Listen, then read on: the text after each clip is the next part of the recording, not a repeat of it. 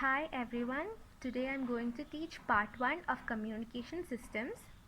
Transfer of information from one place to another is known as communication. Communication should be reliable, secured and efficient. A communication system is a process of conveying information from a source to a destination. Different components of the communication system helps to accomplish the information exchange.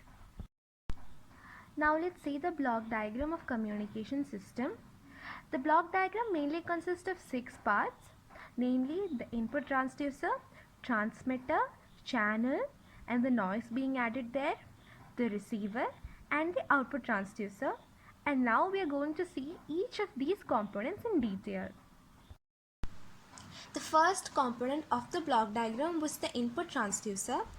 The input transducer or the information source converts the message into a form suitable for the particular type of communication system.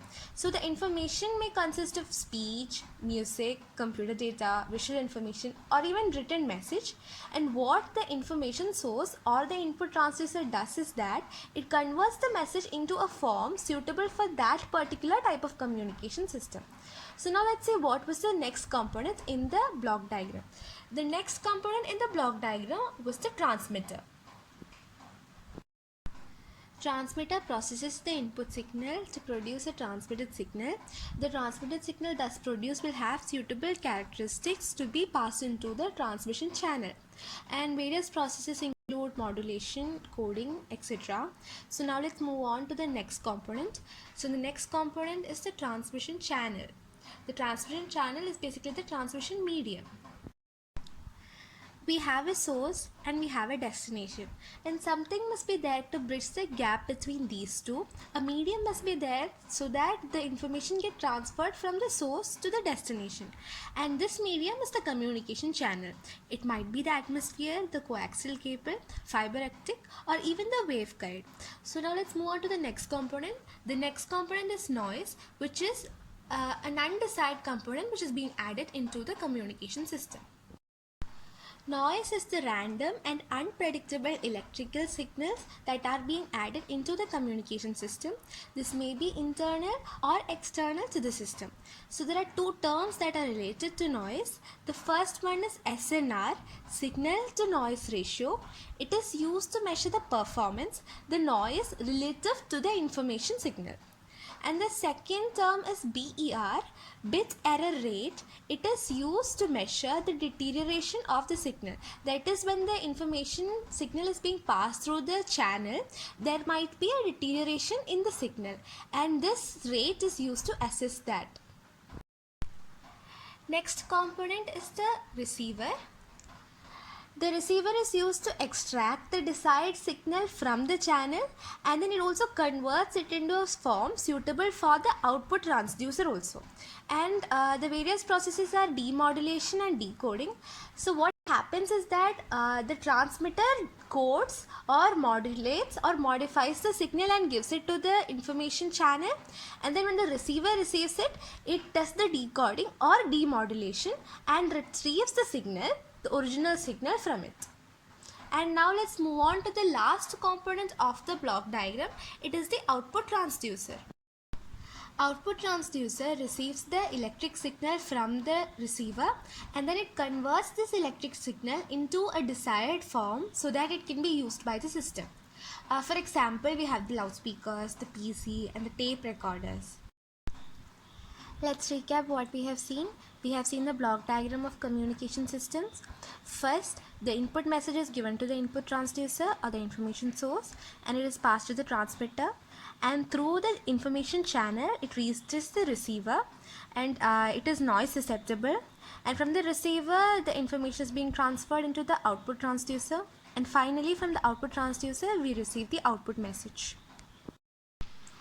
Moving on to the types of communication system.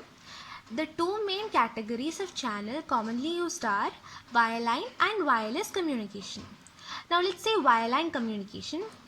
This channel is made up of metallic cable or fiber optic cable, and there is an electric conductor that exists between the source and the destination, and the cable used may be coaxial cable, twisted parallel wires or even other cables. The thing to be noted here is that there is a physical contact between the source and the destination. Moving on to the wireless communication. Wireless communication is also known as radio communication. There is no physical contact or there is no electronic conductor that exists between the source and the destination. And the propagation here is done by the electromagnetic wave. This is the diagram for wireless communication system. In this diagram, you can see that there is a transmitting antenna and a receiving antenna. There is no physical contact between these two, and the information is being transferred from one to the other by means of electromagnetic wave. The most common wireless technologies use radio waves, that is why it is called radio wave propagation also. And the other different types of wireless communication mainly include in IR wireless communication, satellite communication, broadcast radio, microwave radio, Bluetooth, Zigbee, etc. We are moving on to a new topic, modulation. Modulation is the process of changing the baseband signals to facilitate the transmission medium. So basically there are modulating signals and modulated signals. Modulating signal is the original information signal. It may be either digital or analog.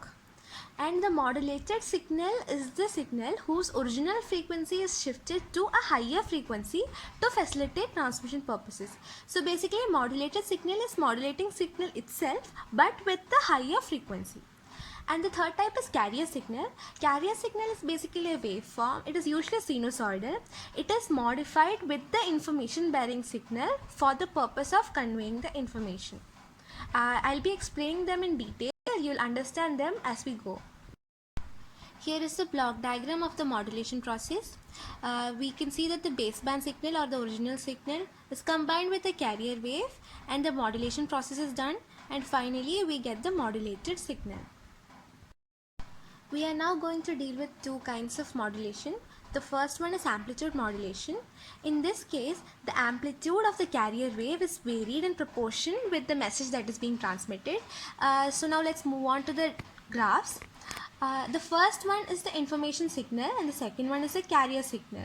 And in the third AM signal, you can see that the amplitude of the carrier signal is altered in such a way that it accommodates or it satisfies the information signal also in it. Now let's move on to frequency modulation. In frequency modulation, the encoding of the information signal in the carrier wave is done by varying the instantaneous frequency of the carrier wave.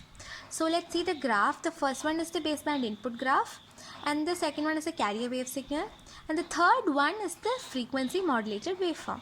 So let's observe the graph. During the crest portion of the baseband input signal, the FM waveform is having a very high frequency, and during the trough portion of the baseband input signal, the FM waveform is having a very low frequency, and this is how the carrier waveform accommodates the baseband input waveform in it.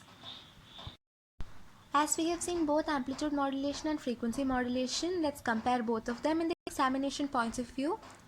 In amplitude modulation, the amplitude of the carrier wave is being modified in proportion to that of the message signal, while in frequency modulation, the instantaneous frequency of the carrier wave is being modified. Amplitude modulation has lower bandwidth, while frequency modulation has higher bandwidth. Amplitude modulation has poor sound quality, while frequency modulation has better sound quality. Amplitude modulation is more susceptible to noise, while frequency modulation is less susceptible to noise. That is for today. Thank you for watching.